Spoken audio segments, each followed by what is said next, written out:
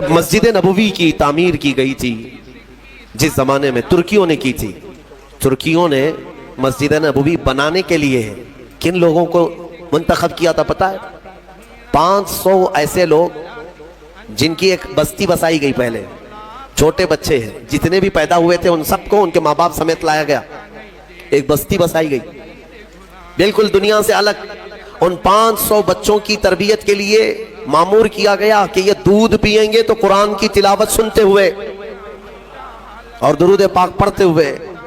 اس کے بعد جب وہ بچے بولنے کے قابل ہوئے ان کو حافظ قرآن بنایا گیا، ان کو محدث بنایا گیا، عالم بنایا گیا، اور سب کے سب حافظ قرآن بنے۔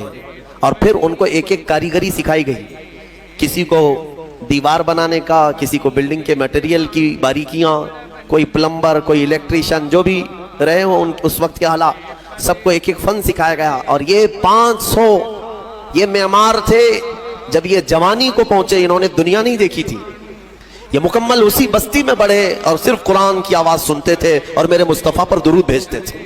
ان کو لایا گیا مسجد نبوی بنانے کے لیے، حضور پاک کے روضے کے آس پاس کتنا اہتمام کیا ہوگا انہوں نے اور کتنا ماسٹر پلان۔ اور جب یہ نوجوان بنانے کے لیے آئے مسجد نبوی شریف کی تعمیر کے لیے، ہم نے سنا ہے میرے عزیزوں اتنے ادب سے یہ بناتے تھے کہ دیواروں کو جب پتھر لگاتے اور پتھر اگر چھوٹا پڑ گیا یا بڑا ہو گیا کاٹنے کی ضرورت پڑتی ہے، گونڈی لوگ مستری لوگ جانتے ہیں، کھٹ کھٹ مارتے ہیں اور لگا دیتے ہیں، لیکن اگر 1 انچ بھی پتھر بڑا ہوتا تو اس کو کاٹنے کے لیے 12 کلومیٹر دور جاتے تھے، مدینے سے 12 کلومیٹر دور، وہاں جا کر کے پھر پتھر کو کاٹ کر کے پھر لاتے تھے۔ پتھروں کے کاٹنے کی پھوڑنے کی بھی وہ آواز میرے مصطفیٰ کے روضے کے پاس نہیں کرتے تھے۔ اس شان سے انہوں نے حضور پاک کے روضے کے ارد گرد کی عمارتیں تعمیر کی ہیں۔ میرے عزیزو ادب اور جو رسول کریم صلی اللہ تعالیٰ علیہ وسلم کی بارگاہ کی ادب میں ہلکا پن کیا، ذرا برابر بھی نقص، وہ ایمان سے ہاتھ دھو بیٹھا، ایمان اس کا چلا گیا۔